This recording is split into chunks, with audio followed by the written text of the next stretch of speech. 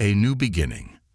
The Johnson family was filled with excitement as they pulled into their new driveway on Birchwood Lane, a picturesque street in the heart of the Maplewood community.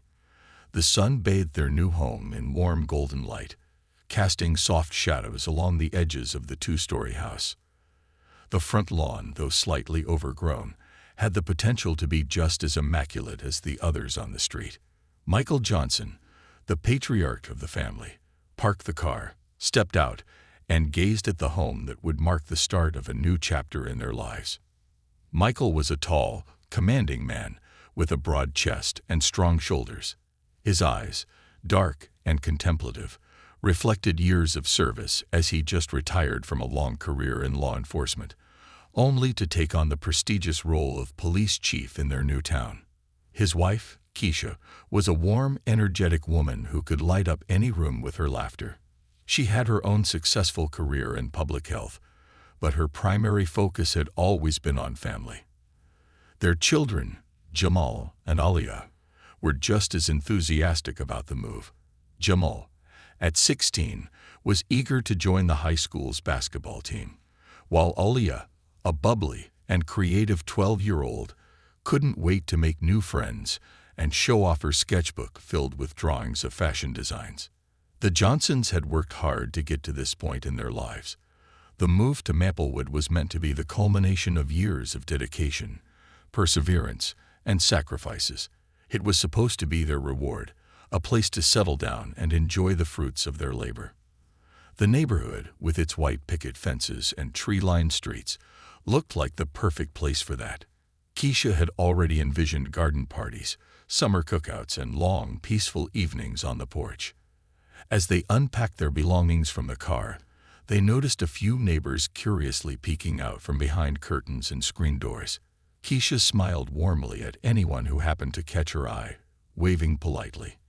But the greetings were met with hesitation, and some neighbors quickly pulled away.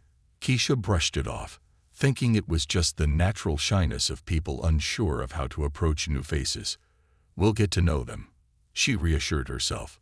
"Once they see who we are, everything will be fine." Later that evening, as they sat on the front porch, Michael reflected on the day. "You know, Maplewood reminds me a little of the town where I grew up.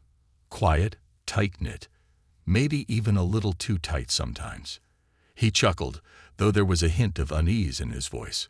Keisha nodded, looking out at the neatly trimmed lawns and listening to the faint sound of a lawnmower in the distance. "It'll take time for everyone to warm up to us, but they will. We'll make friends. I'm sure of it." The next day, Keisha suggested they throw a welcome barbecue as a way to break the ice with their neighbors. Michael liked the idea, and so did the kids. Jamal was excited about showing off his grilling skills, and Aliyah couldn't wait to meet other kids her age. They spent the next few days preparing for the event. Keisha made invitations, adding personal notes to each one before slipping them into the mailboxes along Birchwood Lane and beyond. The Johnsons wanted to make sure everyone in their immediate vicinity was invited, so no one would feel left out. The day of the barbecue arrived with clear skies and perfect weather. The scent of sizzling burgers and hot dogs filled the air, and a long table of side dishes, coleslaw, potato salad, baked beans, and Keisha's famous cornbread, was set up in the backyard. Jamal was manning the grill like a pro, while Aliyah helped Keisha with the finishing touches on the desserts.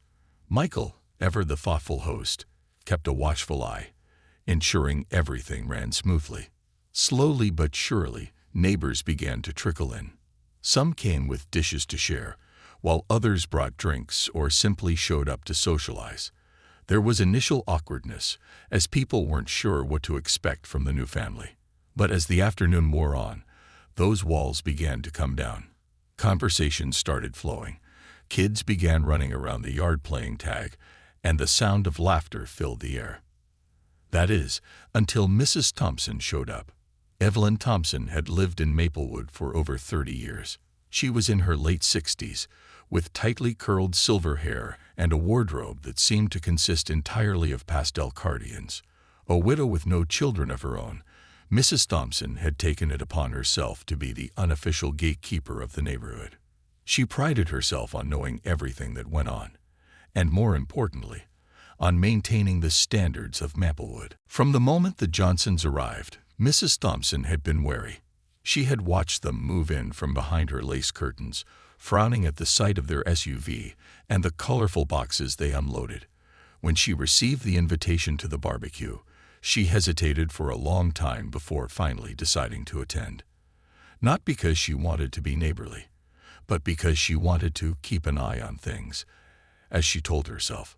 Mrs. Thompson arrived empty-handed, a thin smile on her lips as she walked into the Johnsons' backyard. Keisha greeted her warmly, offering her a plate of food, but Mrs. Thompson waved it off. "Oh no, dear, I don't eat at these kinds of things," she said with a dismissive wave of her hand. "But thank you." Michael noticed the tension in his wife's expression, but tried to ease it by stepping in to chat with Mrs. Thompson. "Thank you for coming, Mrs. Thompson. We're really glad to meet you. It's a great neighborhood, isn't it?" Mrs. Thompson looked at Michael with an expression that could only be described as condescending. "It was a great neighborhood," she muttered under her breath, though just loud enough for Keisha and Michael to hear. Keisha shot Michael a look, her frustration barely contained. But Michael, ever the diplomat, smiled and changed the subject, trying to keep things light. Throughout the barbecue, Mrs. Thompson hovered on the edges, watching everything with hawk-like intensity. She made little effort to socialize with the other neighbors and seemed more interested in finding things to criticize. She complained about the music being too loud, the kids running around too wildly, and even the smell of the grill. As the afternoon began to wind down, Mrs. Thompson finally left without so much as a thank you or goodbye. Keisha, who had been biting her tongue the entire time, let out a long sigh of relief once Mrs. Thompson was gone. "I know she didn't want to be here," Keisha said, folding her arms across her chest, "but she didn't have to be that rude." Michael rubbed her back gently. "She's set in her ways. Maybe we'll win her over with time." But Keisha wasn't so sure. "We'll see," she said, not entirely convinced. However, what the Johnsons didn't realize was that Mrs. Thompson wasn't done causing trouble. As the barbecue continued without her, Mrs. Thompson marched back to her house, seething. She felt as though her beloved neighborhood was changing right before her eyes, and not for the better. In her mind, the Johnsons represented everything she feared about change, and she wasn't about to let it slide without doing something about it. And so, with a final glance back at the Johnsons' happy gathering, Mrs. Thompson picked up her phone and dialed 911. "Hello," she said in a low, serious voice. "I'd like to report a disturbance at 124 Birchwood Lane. There's some kind of loud party going on, and I don't think it's appropriate for this neighborhood. Could you please send someone to check it out?" She hung up the phone, satisfied with herself, convinced she was doing Maplewood a favor. Little did she know that her call would set off a chain of events that would shake the neighborhood to its core and bring about a reckoning far bigger than anyone could have anticipated. As the barbecue carried on, the Johnsons were completely unaware of the storm brewing just a few doors down. For now, they were content in their new beginning, blissfully unaware that everything was about to change. The calm before the storm. The evening sun dipped lower in the sky, casting long shadows across the well-maintained lawns of Maplewood. The Johnsons' backyard was still alive with laughter and conversation. Children darted between the tables, their shouts of joy echoing through the neighborhood as they played tag and hide and seek. Neighbors stood in small groups, chatting easily while sipping drinks and nibbling on the food that Keisha and Michael had so generously prepared. For a moment, it seemed as if everything was perfect. The unease that had been present earlier in the day seemed to have faded, replaced by a growing sense of camaraderie. Keisha felt a small sense of triumph as she watched the scene unfold. Despite Mrs. Thompson's cold attitude earlier, the barbecue was a success. People were smiling, kids were playing, and her family seemed to be fitting in just fine. Jamal had even struck up a conversation with a group of teenage boys about basketball, while Aaliyah showed off her sketchbook to a few of the girls around her age. Keisha couldn't help but feel a swell of pride at how well her children were adjusting. Michael, standing by the grill with a spatula in hand, looked over at his wife and smiled. "I think we pulled it off," he said, his voice filled with satisfaction. "People are really warming up to us." Keisha nodded, her eyes scanning the crowd. "Yeah, I think you're right. Most of the neighbors seem great. It's just Mrs. Thompson. She's got a stick-upper." She paused, catching herself as a group of kids ran past. "She's not very welcoming." Michael chuckled softly. "There's always one in every neighborhood. She'll come around eventually. If not, well, we'll just keep being ourselves. She can't hold out forever." Keisha smiled at her husband's optimism, but couldn't shake the feeling that Mrs. Thompson's disapproving gaze had been more than just a passing annoyance. There was something about the older woman's cold, distant demeanor that set Keisha on edge. As much as she wanted to dismiss it, a nagging thought lingered in the back of her mind. What if Mrs. Thompson wasn't the only one in the neighborhood who felt that way? But Keisha pushed those thoughts aside. Tonight was supposed to be a celebration of their new home and their fresh start. She wasn't going to let one bitter neighbor ruin that. As the evening wore on, the guests began to thin out. Some neighbors excused themselves, thanking the Johnsons for the wonderful barbecue and promising to catch up again soon. Others lingered a bit longer, helping to clean up or chatting in the fading light. Michael and Jamal started to take down the tables while Keisha and Aaliyah cleared away the plates and cups. "Mom, can we do this again soon?" Aaliyah asked excitedly as she stacked cups into a neat pile. "I met some really cool girls. One of them even asked if I wanted to come over to her house tomorrow." Keisha smiled at her daughter's enthusiasm. "Of course, sweetheart. We'll definitely have more parties. I'm glad you had fun." Just as they were finishing the last of the cleanup, the sound of approaching sirens cut through the peaceful evening. Keisha frowned and glanced at Michael, who was now standing still, the broom in his hand frozen mid-sweep. The flashing red and blue lights illuminated the street just outside their home, causing a few remaining neighbors to stop in their tracks, looking confused. "What's going on?" Keisha asked, her voice tense. "Is there an emergency?" Before Michael could answer, a police cruiser pulled up in front of the house, its siren cutting off abruptly. The door swung open, and two uniformed officers stepped out. One was tall and muscular, his face set in a serious expression, while the other was younger, looking slightly more hesitant as he followed his partner. The officers made their way up the driveway, and Michael stepped forward, a deep frown forming on his face. He knew all too well what it meant when police officers arrived unannounced at a gathering like this. It wasn't the first time he had seen something like this play out. His years on the force had given him plenty of experience with these types of situations, and as much as he wanted to believe this was just a misunderstanding, the pit in his stomach told him otherwise. "Evening, officers," Michael said, keeping his tone calm and measured. "Is there something we can help you with?" The taller officer, whose name tag read Officer Jacobs, glanced around at the backyard, taking in the sight of the remaining guests and the remnants of the barbecue. "We received a noise complaint," he said, his voice clipped and professional. "Someone in the neighborhood called about a disturbance." Keisha's stomach dropped. She knew exactly who had made that call.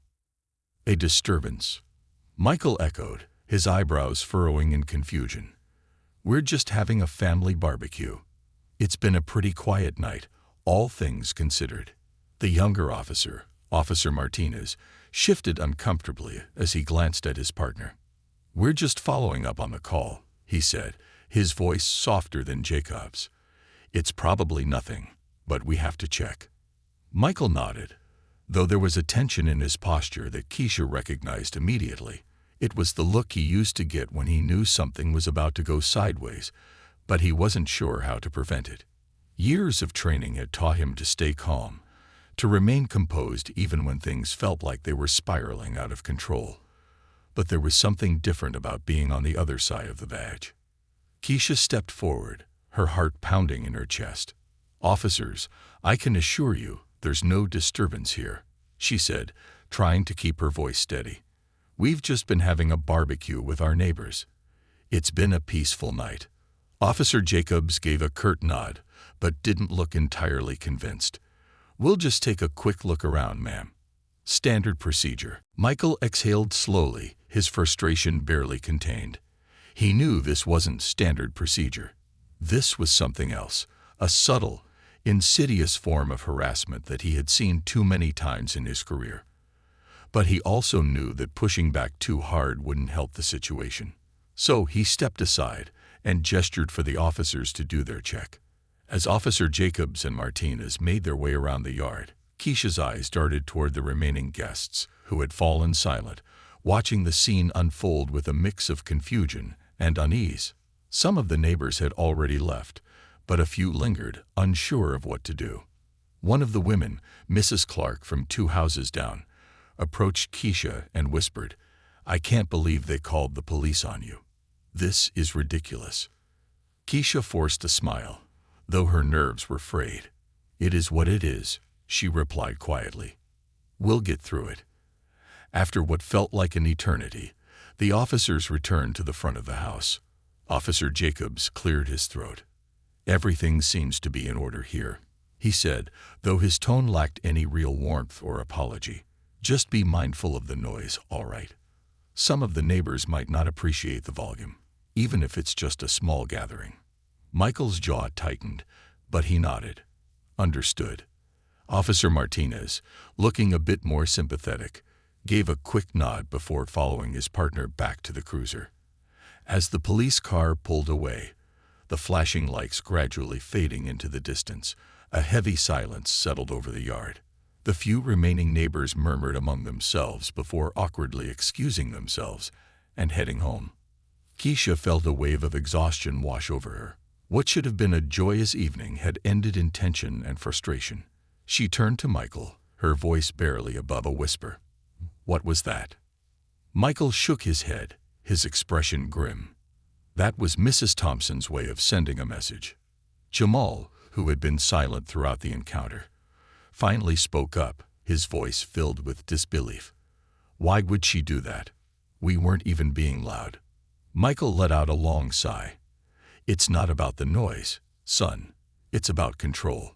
Some people don't like seeing others who look different or act different in their space, and when they feel threatened by that, they lash out."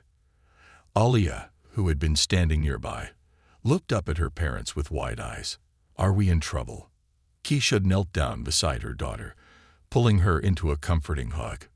"No, sweetheart, we're not in trouble. We haven't done anything wrong. Some people just don't understand us, but that's their problem, not ours." But even as she said the words, Keisha couldn't help but feel a deep sense of unease. This was supposed to be their fresh start, their new beginning in a community that was supposed to be safe and welcoming. But now, it seemed like they were fighting an uphill battle against an enemy they hadn't anticipated. As the Johnsons made their way back into the house, closing the door on what had turned into a difficult evening, Keisha couldn't shake the feeling that this was only the beginning. Something had been set in motion, something bigger than a simple noise complaint. Mrs. Thompson's call to the police had been more than just a petty act of spite. It had been a warning shot. And Keisha had a sinking feeling that the real storm was yet to come. Tensions brewing. The days following the barbecue left a lingering tension that weighed heavily on the Johnson family. While Michael tried to maintain an optimistic outlook, Keisha found herself growing increasingly anxious. The warm, inviting glow that had once drawn them to Maplewood now seemed to flicker, revealing cracks in the facade of the seemingly perfect neighborhood. Mrs. Thompson's call to the police had made it clear that not everyone in Maplewood was happy to see them there, and Keisha couldn't shake the feeling that something darker lay beneath the surface. In the week after the barbecue, Keisha began to notice small but unsettling changes in the neighborhood. People who had been friendly at the barbecue now seemed distant. Neighbors who had once waved when she passed by suddenly avoided eye contact. The friendly small talk that had characterized their first days in the community had evaporated, replaced by awkward silences and hurried exits whenever she or Michael approached. It was subtle, but unmistakable.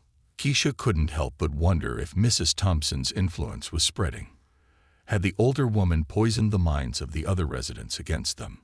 Or were these neighbors always harboring quiet resentment, simply waiting for the right moment to show it? One afternoon, Keisha decided to confront her worries head-on. She'd volunteered at the local library to help with a community reading program, hoping it would be a good way to meet more neighbors and build positive connections. A group of mothers had been chatting before the event, and Keisha joined them, hoping to break through the growing wall of silence. At first, the women greeted her with polite smiles, though their eyes seemed to flicker with something Keisha couldn't quite place. As the conversation turned to the upcoming school bake sale, Keisha chimed in, offering to contribute one of her signature recipes. "I'd love to bring my caramel apple pie," she said brightly, trying to sound casual. "It's always a hit at our family gatherings."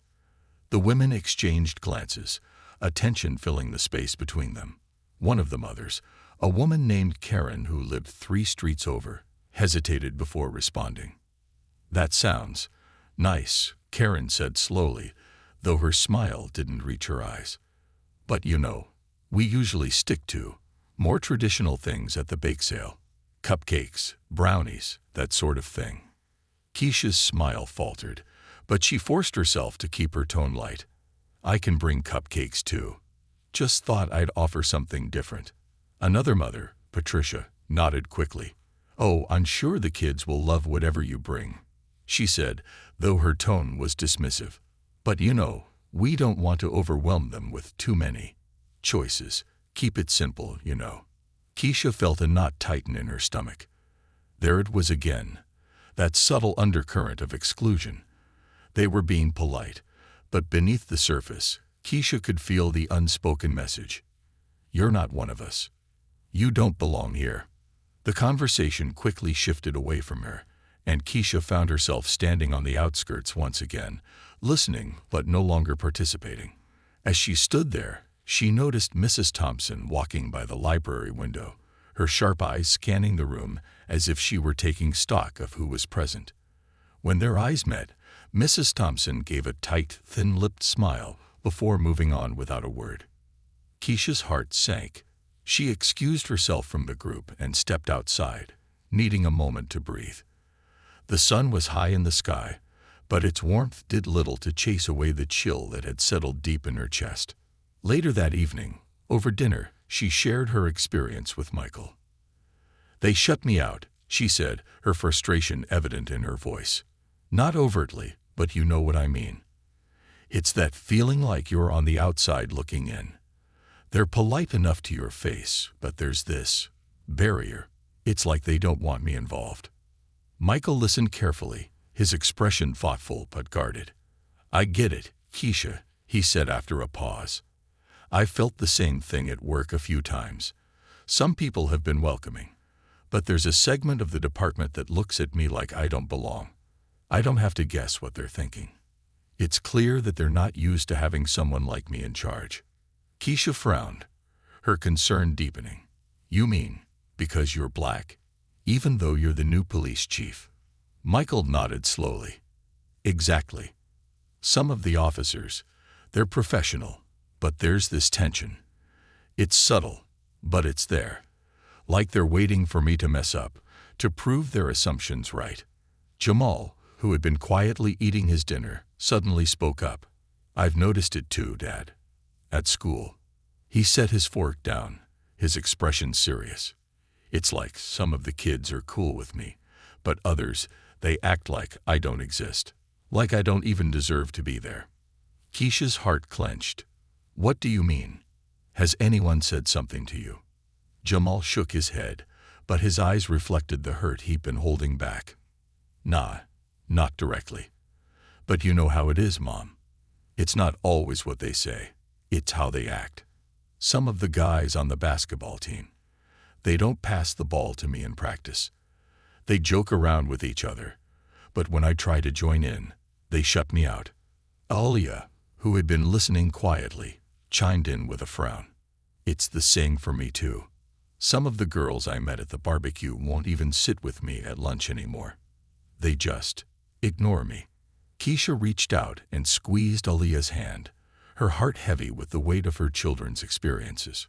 She had hoped that their move to Maplewood would offer her family a fresh start, a chance to live in a safe and welcoming environment. But now, it seemed that they were facing the same struggles they tried to leave behind.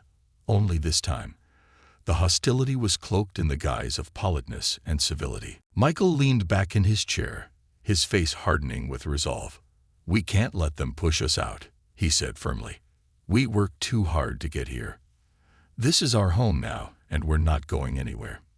Keisha nodded, though her heart was still heavy. "You're right. We can't let them win. But I hate that the kids are going through this. They deserve better." Michael's expression softened as he reached across the table to take Keisha's hand. "We'll make it better," he promised. "We'll find a way." Meanwhile, across the street from the Johnsons' house, Mrs. Thompson sat by her window, watching their home with an intensity that bordered on obsession.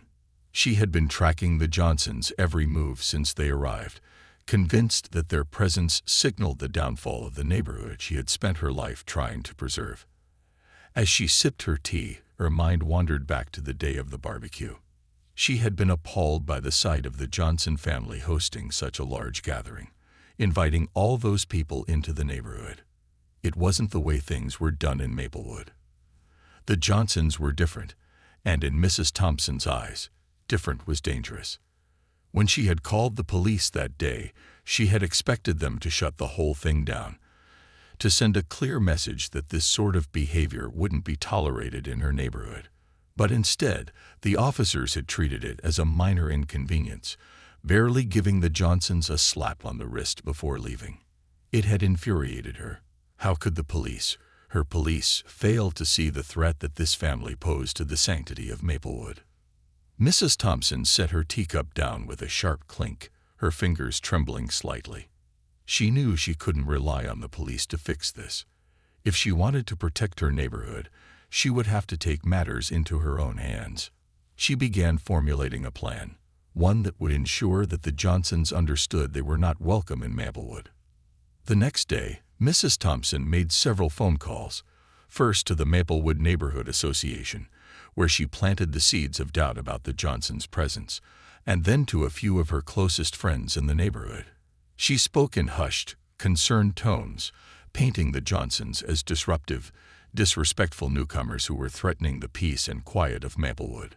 "They may seem nice on the surface," she would say, "but trust me, they don't belong here. I've seen the way they behave. This neighborhood was just fine before they showed up. We need to do something before it's too late." Her words were carefully chosen, calculated to stoke the embers of fear and resentment that already smoldered beneath the surface of the community. And though some of the people she spoke to were skeptical, others, those who shared her discomfort with change, listened with growing concern. By the end of the week, Mrs. Thompson had planted enough seeds of doubt to turn the neighborhood's subtle unease into something more organized, more deliberate.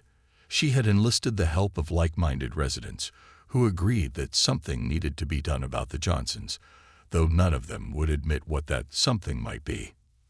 For now, they were content to bide their time, watching and waiting for the Johnsons to make a mistake. Any mistake that would give them the excuse they needed to act.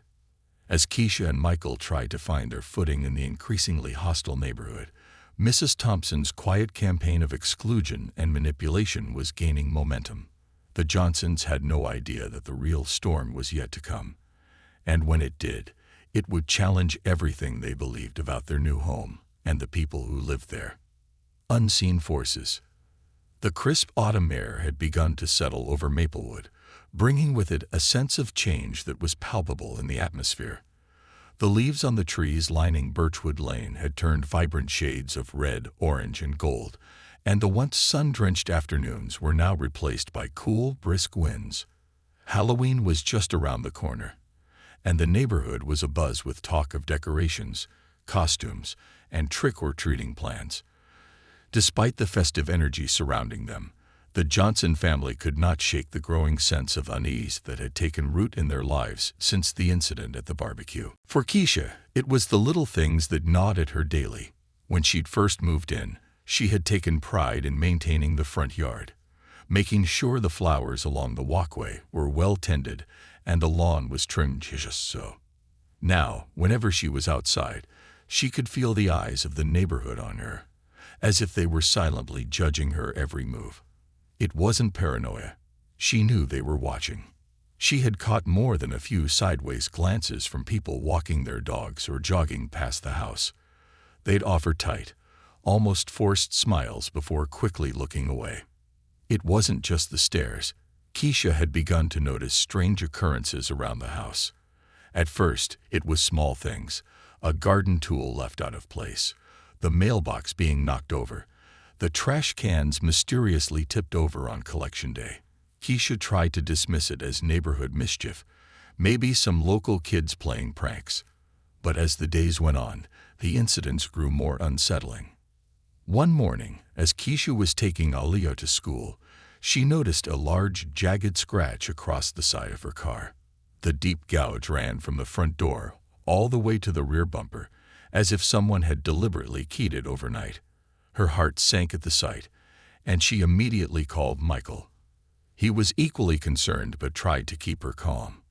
"Maybe it was just an accident, Keisha," Michael said over the phone, though his voice betrayed his doubt. "We'll report it, and I'll talk to the neighbors, see if anyone saw anything." But when Michael spoke to the neighbors, no one had seen a thing. Not the older couple next door, not the joggers who passed by early in the morning, and certainly not Mrs. Thompson, who claimed to have been asleep by 9 o'clock the previous night. "Honestly, Michael, I didn't hear or see anything unusual," Mrs. Thompson had said, her voice smooth with feigned innocence. "But it's such a shame, really. This used to be such a quiet neighborhood. It's unfortunate that things like this are starting to happen." Her words were like a dagger, and Michael clenched his jaw, knowing exactly what she was implying. Mrs. Thompson had an uncanny ability to weaponize politeness, turning her words into subtle accusations without ever raising her voice. It was infuriating, but Michael refused to let her get under his skin. As days passed, Keisha's concerns grew into full-blown anxiety. She began checking the locks on the doors and windows multiple times before bed, unable to sleep peacefully anymore. The once cozy and secure home now felt like a fortress under siege. Every noise in the night sent her heart racing.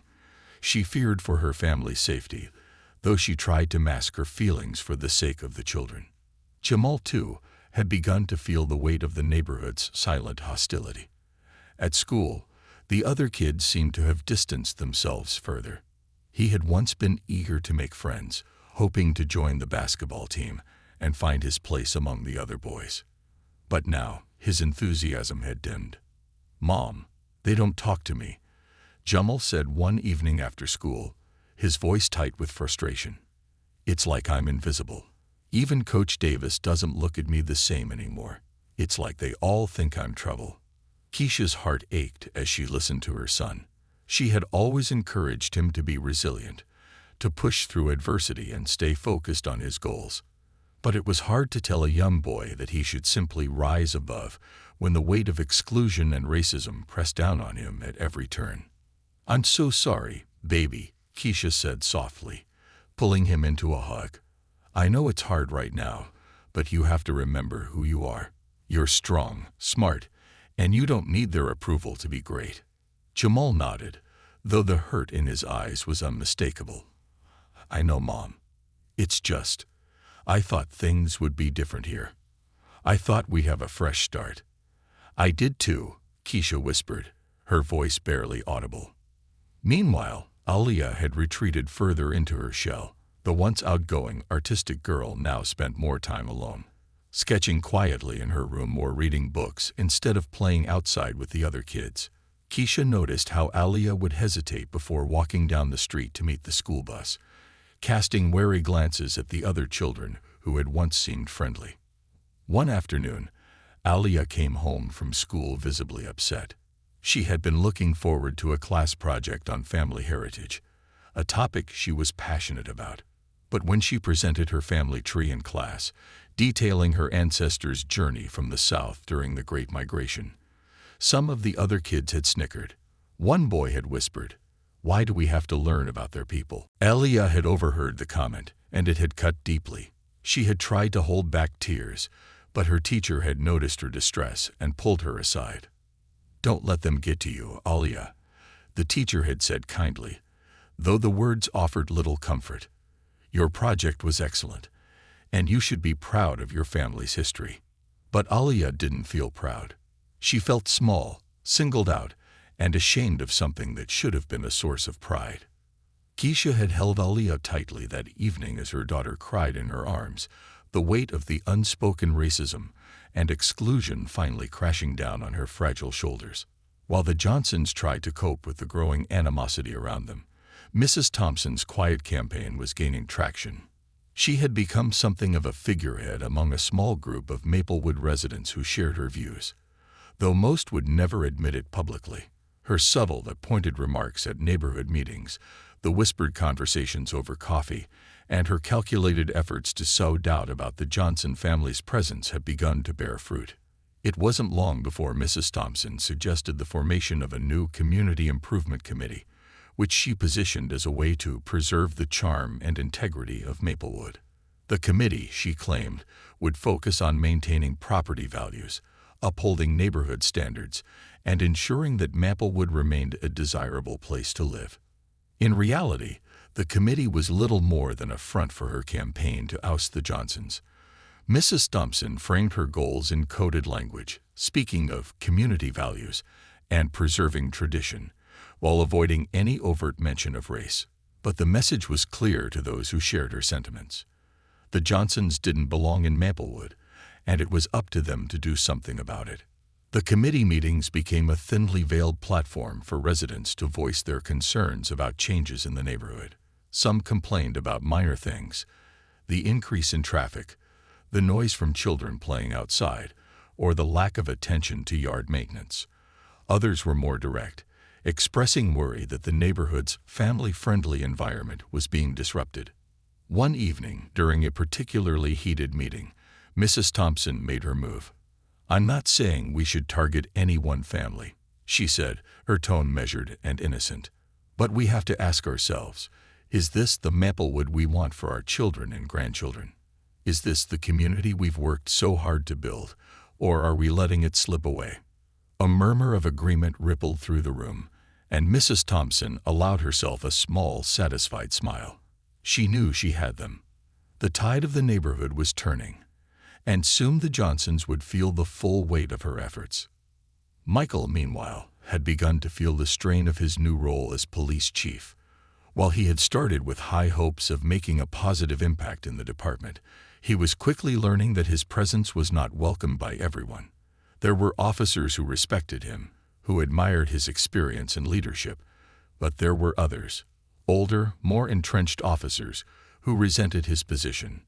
One afternoon, while reviewing reports in his office, Michael received an unexpected visit from Officer Daniels, a seasoned officer who had been with the department for nearly 20 years. Daniels was known for his blunt, no-nonsense attitude, and Michael had sensed from their first meeting that Daniels wasn't thrilled about having a new chief, especially one who looked like Michael. "Chief," Daniels said, stepping into Michael's office without knocking. "Got a minute?" Michael looked up from his desk, motioning for Daniels to sit. "What can I do for you?" Daniels sat down, folding his arms across his chest. "I've been hearing some talk around town. People are concerned about your family." Michael's jaw tightened, but he kept his expression neutral. "What kind of concerns?" Daniels shrugged, leaning back in his chair. "You know how it is. Some folks are saying things have changed since you moved in. There's been talk about your wife's barbecue, noise complaints, vandalism. People are saying it's stirring things up." Michael stared at him, his anger simmering beneath the surface. "Are you telling me this as an officer or as one of those concerned citizens?" Daniels met his gaze, unflinching. I'm telling you this because it's my job to know what's going on in the community. People are looking for someone to blame when things don't feel the way they used to. And right now, they're pointing fingers at you." Michael leaned forward, his voice steady but firm. "You know as well as I do that what they're doing is wrong, Daniels. My family has done nothing but try to be a part of this community." Daniels sighed, his expression softening just a fraction. "I'm just giving you a heads up, Chief. Watch your back. Not everyone in this town is as open-minded as they pretend to be." With that, Daniels stood and left the office, leaving Michael alone with his thoughts. Michael leaned back in his chair, the weight of Daniels' words pressing down on him like a heavy stone. He had known the road ahead would be difficult, but now it was clear that the challenges were far greater than he had anticipated. The Johnson family was not just facing neighborhood hostility. They were up against a deeply ingrained system of prejudice and exclusion, one that had been quietly festering beneath the surface of Maplewood for far too long. And while Michael was prepared to fight for his family's place in the community, he couldn't shake the feeling that the worst was yet to come. The breaking point. As the days passed, the tension in the Johnson household became almost unbearable. Keisha could feel the weight of it in every room, in every corner of their home. The house that had once felt like a sanctuary, a place of new beginnings, now felt like a battleground. Each night, as she lay in bed, she found herself staring up at the ceiling, replaying every moment of their time in Maplewood, wondering where it had all gone so wrong. Michael was hardly ever home now. His duties as the new police chief had only intensified, and with every meeting, every patrol, every press conference, he was reminded of how much resistance he was facing, not just as a black man in a position of power, but as someone seen as an outsider by a sizable portion of the community. His office phone rang constantly with complaints from residents, many of them trivial and petty, but Michael knew that they were all coded with the same message: "You don't belong here." He had told Keisha about his conversation with Officer Daniels, and though he had downplayed the seriousness of it, Keisha saw through him. She could see the worry in his eyes, the exhaustion in his voice, and while Michael had always been her rock, strong, unyielding, and optimistic, she could tell that the strain was beginning to wear him down.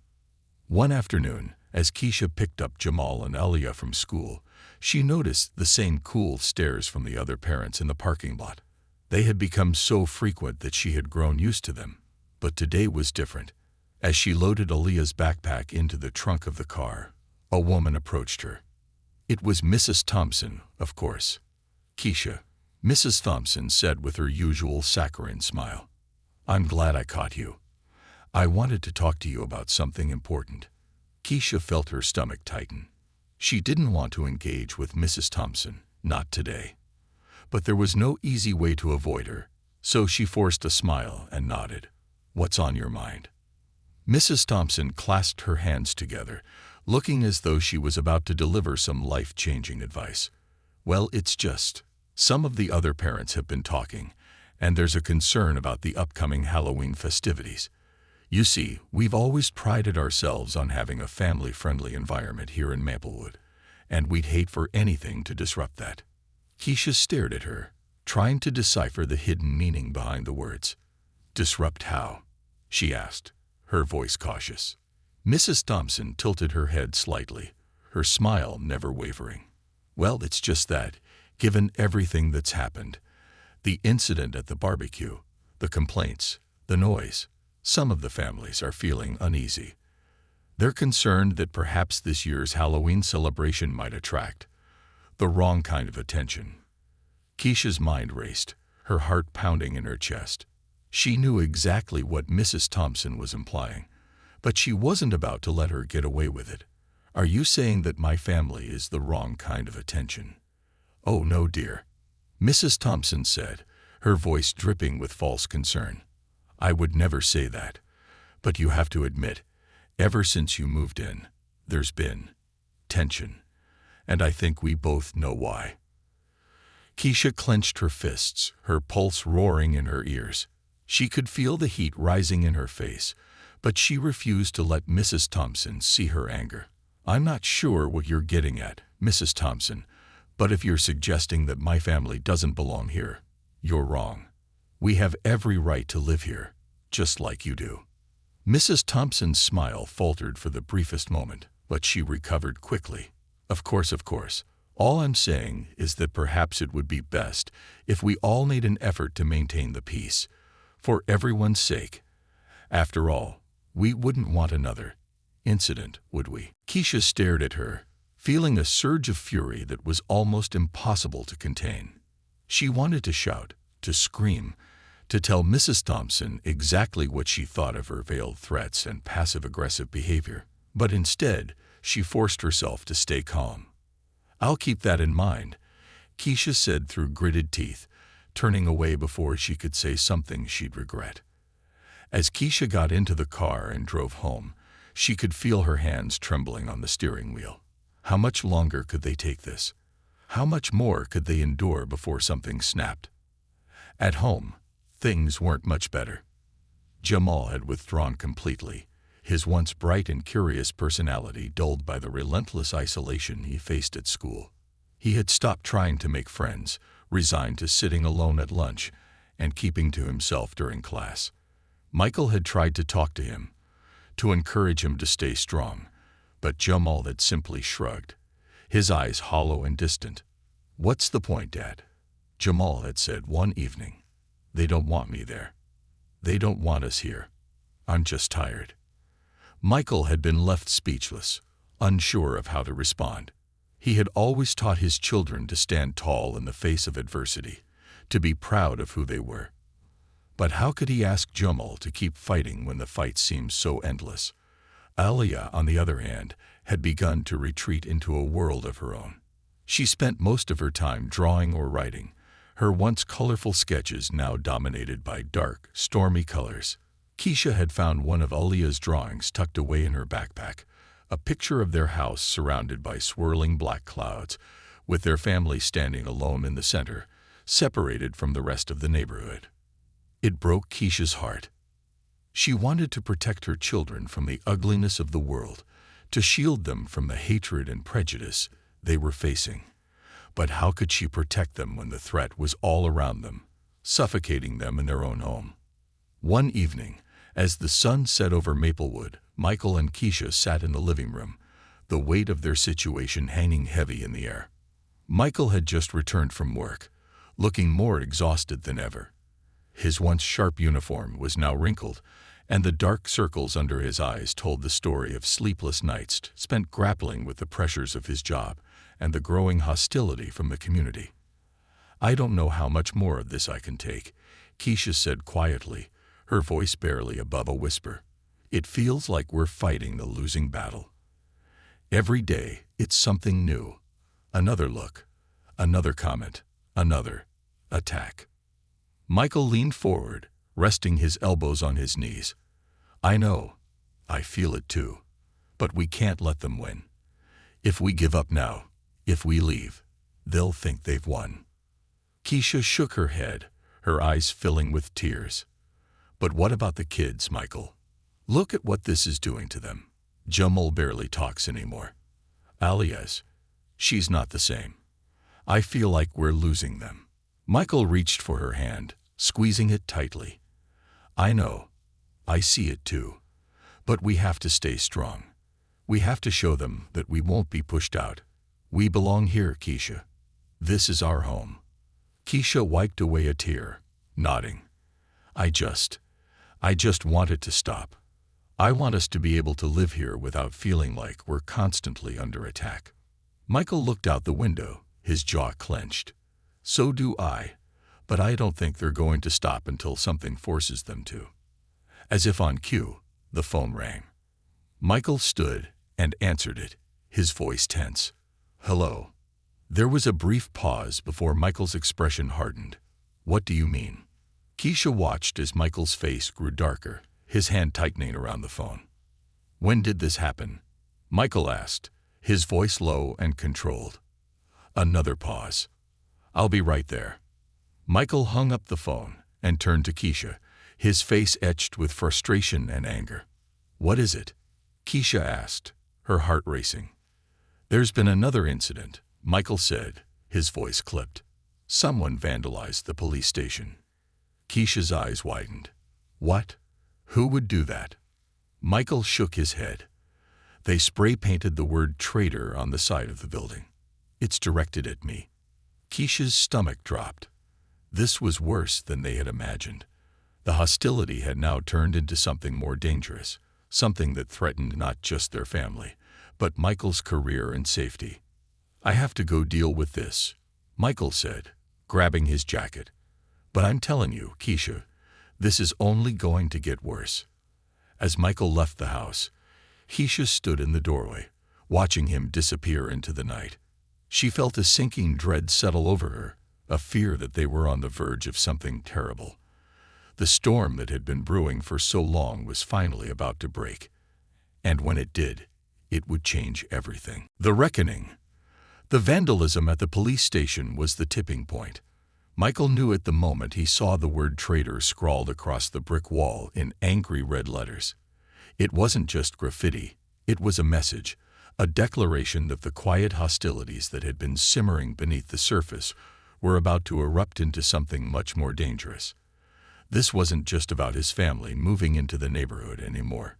This was a direct attack on his authority, his integrity, and his very existence as the new police chief. Standing outside the station that night, surrounded by officers and a few concerned citizens, Michael felt the weight of the stares on him. The word traitor was like a burning brand, searing into his skin. It wasn't just an accusation. It was a challenge. Someone in Maplewood, or perhaps more than one person, had decided that Michael wasn't one of them. Not because of anything he had done, but because of who he was.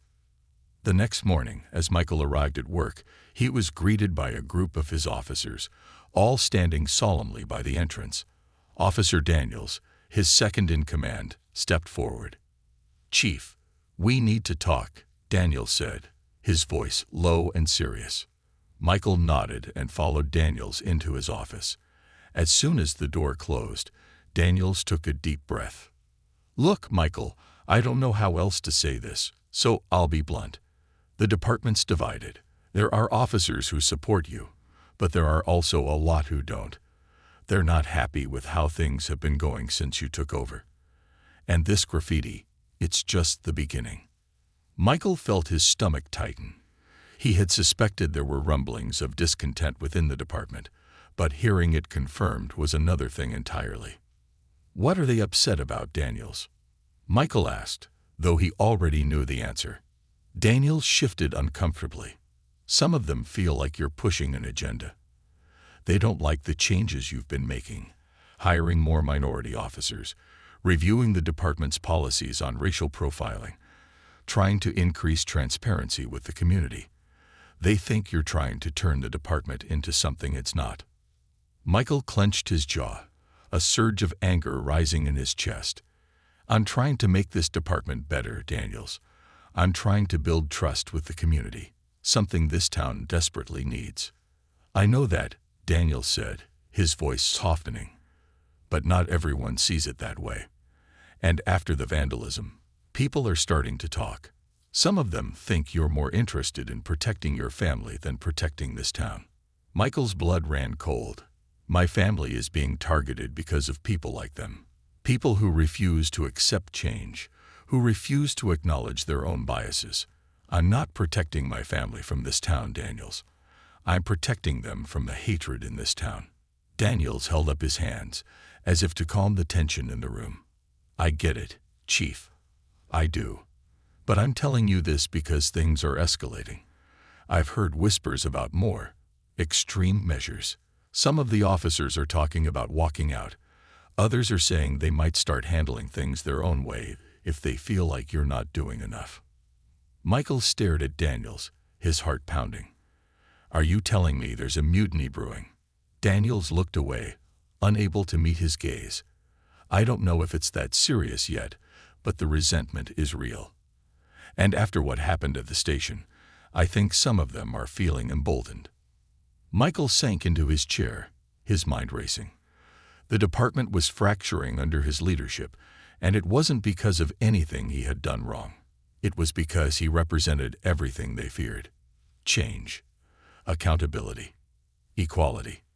He had come to Maplewood hoping to be a force for good, to build bridges between the police and the community, but now he was facing opposition from within his own ranks.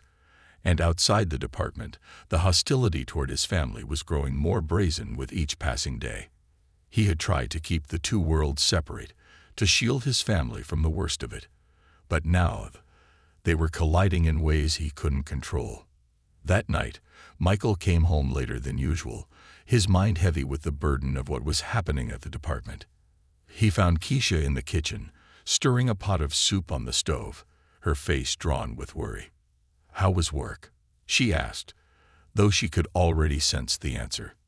Michael sighed, pulling out a chair at the kitchen table. "It's getting worse. Daniels thinks there's going to be a walkout. Some of the officers don't want me there anymore." Keisha paused, her hand hovering over the spoon. "Are you serious?" Michael nodded, rubbing his temples. "Yeah.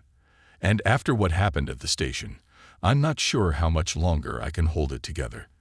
This isn't just about me being the new guy, Keisha. It's about race. It's about me trying to change things, trying to make them better, and them refusing to accept it."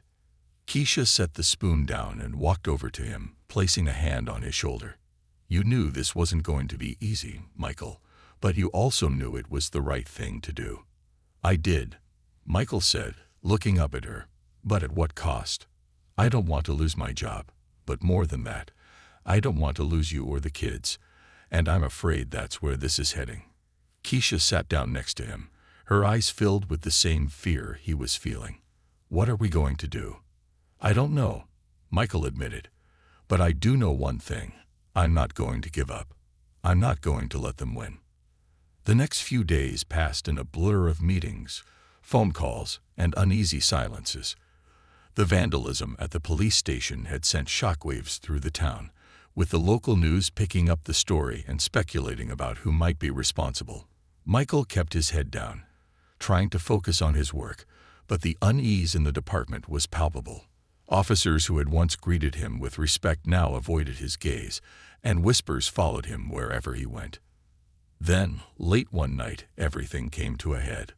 It was around 2 a.m. when Keisha woke to the sound of glass shattering downstairs. For a moment, she thought she was dreaming. But then she heard it again, a loud crash, followed by the unmistakable sound of footsteps on their porch. "Michael," she whispered urgently, shaking him awake. "Someone's outside." Michael bolted upright, his heart pounding in his chest. He grabbed the baseball bat he kept by the bed and motioned for Keisha to stay put. Quietly, he crept down the stairs, his senses on high alert. As he reached the front door, he saw it. Their front window had been smashed, and the porch was littered with broken glass. But it wasn't just the broken window that stopped him in his tracks. Spray painted across the front of their house, in bold, black letters, was a single word: "Leave." Michael stood there, frozen, his hands tightening around the bat. This was no longer just hostility. This was a direct threat. By the time the police arrived, the perpetrators were long gone. Officer Daniels was one of the first on the scene, his face grim as he surveyed the damage. "This is getting out of hand, Chief," Daniels said quietly as they stood on the porch. "The night still thick with tension. We need to find out who did this."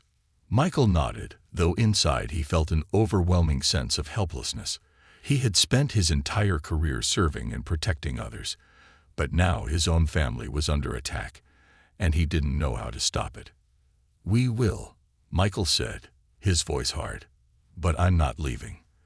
They can throw rocks, they can spray paint threats, but I'm not going anywhere." Daniels looked at him, admiration in his eyes. "You're a stronger man than most, Chief." Michael shook his head. "I'm just doing what's right." The next morning, the town was buzzing with rumors about the attack on the Johnson house. Some residents expressed outrage, while others whispered that maybe the Johnsons had brought this on themselves by stirring up trouble. But for the Johnson family, this was the final straw. Michael held a press conference in front of the police station, standing tall despite the exhaustion and fear that weighed on him. He addressed the town directly, making it clear that neither he nor his family would be intimidated by hatred and prejudice. "This is our home," Michael said, his voice steady and firm. "And we're not going anywhere. Maplewood is a town built on community, on values of respect and unity. But those values mean nothing if we allow fear and ignorance to tear us apart. My family and I came here because we believed in those values. We believed in this town, and I still believe in it." The crowd was silent, hanging on his every word. "I will not let the actions of a few cowards define who we are, and I won't let them dictate how we live our lives. We belong here, just like everyone else, and we will continue to fight for our place in this community, for as long as it takes." As Michael spoke, Keisha stood behind him, holding Jamal and Aliya's hands. They were a family united in their resolve, standing tall in the face of adversity. And in that moment, something shifted. There were murmurs of agreement from the crowd, nods of support from some of the neighbors who had previously kept their distance. The hostility hadn't vanished, but there was a sense that something had changed, that perhaps, just perhaps, this moment of reckoning would lead to something better. For the first time in weeks, Michael allowed himself to hope. Hope that Maplewood could still become the place they had dreamed it would be. Hope that his family's strength and resilience could spark a change in the hearts of those who had tried to push them out. And hope that, in the end, love and community would triumph over fear and hatred. But most of all, Michael hoped that this was the beginning of a new chapter, for his family and for Maplewood.